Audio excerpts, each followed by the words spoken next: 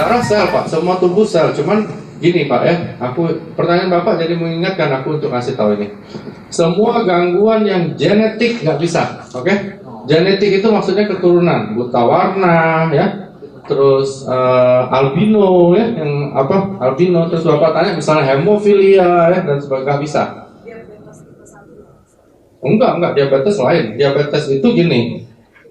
Diabetes ini mungkin ada yang mau tanya juga soal diabetes. Oke, diabetes itu ada dua golongan. Satu namanya NIDDM, oke?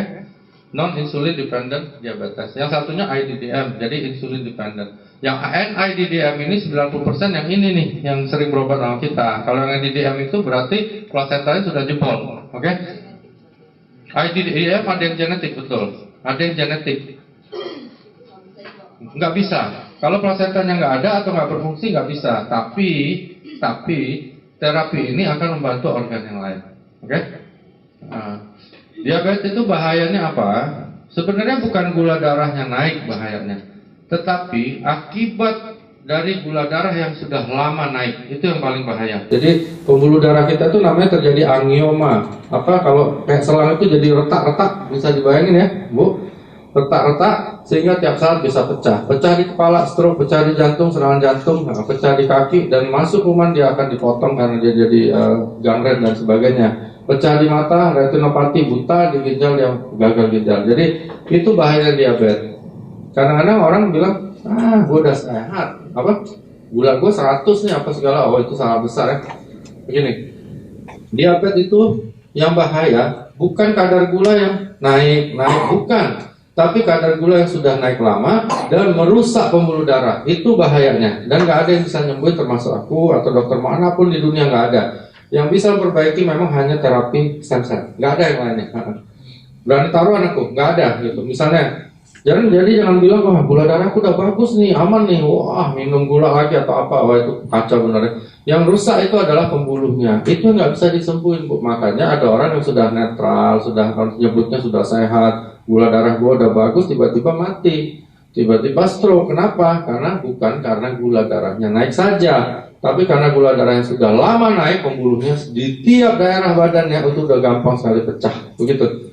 Nah, dengan stem cell terapi, dia bukan menurunkan gula darah, tetapi memperbaiki semua sel jadi baru, termasuk sel pankreas dan pembuluh darah yang rusak tadi. Oke? Iya, pembuluh darahnya dirapetin lagi, bukan di semen, bukan di ini, tapi diganti baru. Terus kenapa dia bisa bantu kadar gula darah? Karena dia akan bentuk sel-sel beta pankreas lagi. Itu istimewanya. Sehingga insulin kita naik. Jadi insulin itu dibentuknya di kelenjar liur perut atau pankreas. Begitu sel betanya dibentuk, otomatis dia produksi insulin. Insulin dibentuk, otomatis dia ngikat gula. Itulah satu-satunya terapi diabetes yang bisa dilakukan. Kalau yang lain, boleh taruh sama aku deh. Paling kasih obat turun, gampang Bu. Kalau nurunin gula darah gampang. Mau 2000 gula darahnya, aku tembak satu suntikan bisa turun jadi 100 Bu. Tapi terapi diabetes bukan itu tujuannya. Tapi menjaga kondisi itu bisa dulu sebelum ada terapi ini. Tujuan terapi diabetes adalah mempertahankan kadar gula yang normal dengan dosis obat serendah mungkin. Itu kami.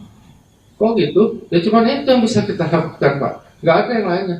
Sambil nunggu jangan sampai pasiennya ada apa-apa.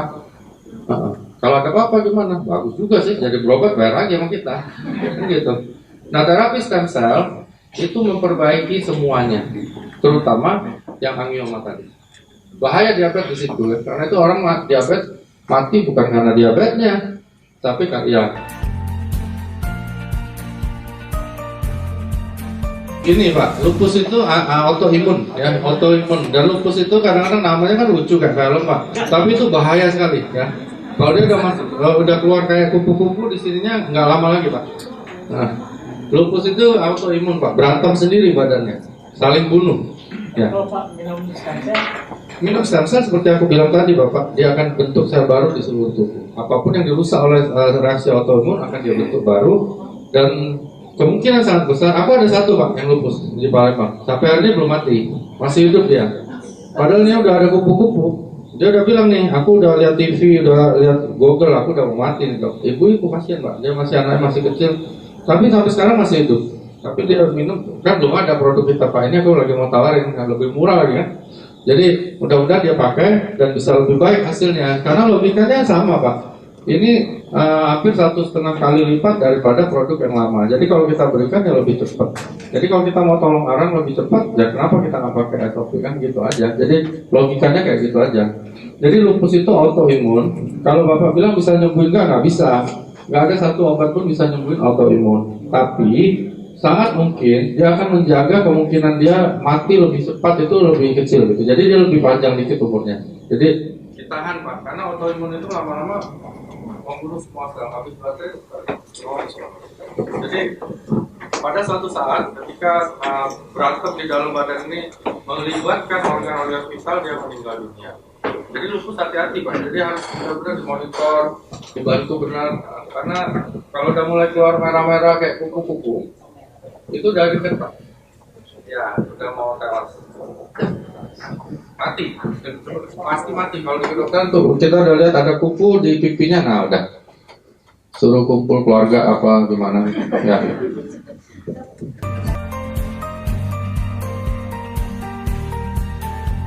Jadi gini, jawaban kalau yang pertama, selama ovarium Mbak yang pertama belum mati, aku nggak tahu kan, itu kondisinya harus diperiksa Mbak.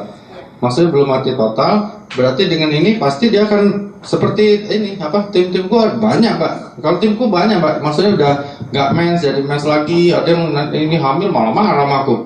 Jadi aku bilang, jadi dia nggak sangka gitu loh.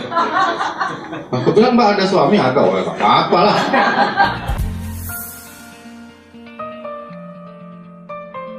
Pasti bisa, dan aku udah lakukan. Maksudnya di produk yang lama aku udah lakukan dan berhasil. Apalagi ini, jadi gini, cuci darah itu kan suatu kondisi di mana ginjal tidak bisa lagi berfungsi melebihi 10% aja. Jadi kalau, nah itu juga, jadi kadang-kadang gini, ada dokter-dokter yang baru 40% cuci darah gitu. Kenapa? Duit lah, semua duit. Itu tidak boleh juga. Kita patokannya itu biasanya 15 atau hampir 10 cuci darahnya. Nah, kalau belum kita masih fight ya untuk bisa nembus itu. Nah, gunanya ini seperti aku bilang, sel-sel yang rusak, glomerulus darah ginjal itu yang rusak, itu kan ganti baru, tapi kan nggak mendadak ya, Ci ya. Maksudnya nggak hari ini minum ini, besoknya nggak cuci darah, bukan gitu loh. Tapi dia ada prosesnya. Berapa banyak dia minum, berapa banyak juga selnya diganti. Jadi tambah tinggi dia cepat minum itu, tambah cepat dia mengurangi frekuensi cuci darahnya, dan mudah-mudahan tidak cuci lagi. Kalau yang aku alamin beberapa nggak cuci lagi sampai sekarang. Beneran nggak cuci lagi. Ya dia paling-paling agak bengkak dikit, kasih lasik, dia agak kempes, sudah hajar aja terus, tapi minum produk yang lama gitu. Jadi berhasil gitu. Jadi kalau itu berhasil, ini pasti berhasil. Kalau dari literatur nanti kan dijelasin sama Niko. Kalau itu berhasil dengan kadar yang begitu aja berhasil, apalagi yang ini. Gitu. Aku yakin berhasil. Gitu. Dan harus. Jadi kalau dia tanya, boleh deh aku minum? Bukan boleh. Lu harus minum bilangnya kan. Kalau enggak lu cuci darah selama-lamanya, ya selama-lamanya ya, sampai menuju ke ajalnya. Orang kan mati cuci darahnya cuma 2, karena ginjal udah benar-benar nol, nggak bisa fungsi lagi. Kedua, duitnya nol, habis, nggak bisa lagi. Sekarang BPJS kalau nggak salah cuma sekian persen ditanggung, lebih parah lagi. Jadi orang kalau udah cuci darah udah tinggal tunggu ajal aja. Kasihan memang. Nah ini salah satu harapan. Makanya terapi sel hidup ini harapan untuk banyak gangguan yang kayak gitu, diabetes lah, stroke lah, terus cuci ginjal, jantung, ring, bypass. Aku pasien bypass ada satu barnes kawan baikku. Aku kalau tidak pakai ini, kira-kira mati tidak katanya. Kalau tidak pakai produk kau, mati. Aku bilang pasti mati. Pakai produk kau mati tidak? Mati juga aku bilang, tapi lebih lama. Mati juga, tidak mungkin tidak mati dong, bahaya kalau tidak mati. Tapi lebih lama. Jadi nekat juga kau Pak Ernest, dia minum sampai hari ini hidup loh. Harusnya bypass. Gitu, bypass itu harus sudah sumbatan jantungnya di atas 80%. Jadi harus dibuka, bypass sternum ini tulang dada, dibikin saluran baru. Pembuluh jantung. Sampai hari ini dia tidak bypass nih, udah 2 tahun lebih.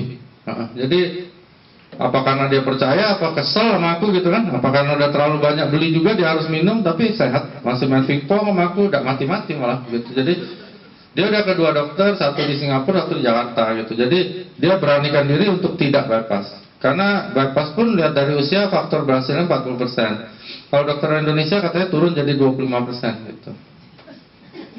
Orang nggak apa-apa nih di bypass, itu 25% berhasilnya, dan itu kita harus berani tahu itu. Jadi kalau dilakukan 75% dia meninggal gitu. Nggak dilakukan meninggal juga, tapi kan nggak perlu operasi kan gitu. Nah kalau di luar negeri bisa naik sampai ke angka 60%. Jadi maksudnya tingkat keberhasilan 60%. Jadi bypass itu kemungkinan gagal besar sekali. Apalagi dokter-dokter baru jadi ya mungkin keberhasilannya mungkin 5% atau berapa gitu. Jadi kita rajin-rajin berdoa di luar itu kan. Kalau misalnya ada mukjizat ya sembuh, kalau enggak ya dah, apa boleh buat. Makanya temanku nggak mau dan sampai sekarang masih hidup nih. Masih main pingpong, masih naik tangga sama aku ke lantai 5. Jadi aku pikir apa gara-gara itu, apa gara-gara nggak sengaja atau apa. Tapi menurut aku sih memang membaik ya, jauh gitu, nggak pucat lagi, badannya jarang dingin, bisa main pingpong. Jadi aku pikir oke lah. Jadi ini SOP 100 berarti itu hampir 1,5 kali lipat lebih kuat dari itu. Wih, ngeri hasilnya.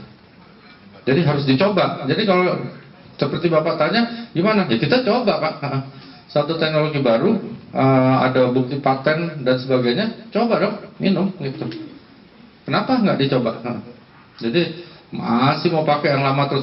Masa orang udah Android semua, Bapak masih bilang, oh ini Nokia 3310 lebih hebat dari itu nih. Pokoknya gimana caranya gue coba-coba. Kan nggak mungkin Pak. Iya. Jadi teknologi kedokteran pun akan begitu ya. Jadi aku pikir Pak Enes cukup berjasa untuk beritahu itu. Terlepas dari bisnisnya, aku bisnis itu nomor 2 Pak. Kalau kita udah benar-benar niat baik untuk menyembuhkan orang, cerita hal-hal yang baik, duit datang sendiri Pak. Tapi kalau udah datang ke orang, oh, ini kira-kira beli diamond nggak ya? Nah, gitu, kacau Pak. Gak bakal closing Pak. Datang niatin baik aja, orang beli diamond Pak. Kalau kita datang udah duit, wah kacau nih. Gimana caranya dia beli diamond? Nggak bakal beli. Kalau aku sih begitu, niatin baik aja. Orang kan kerasa kan, orang kan nggak bodoh Pak. Dia ngerasa Bapak sayang sama dia pasti beli.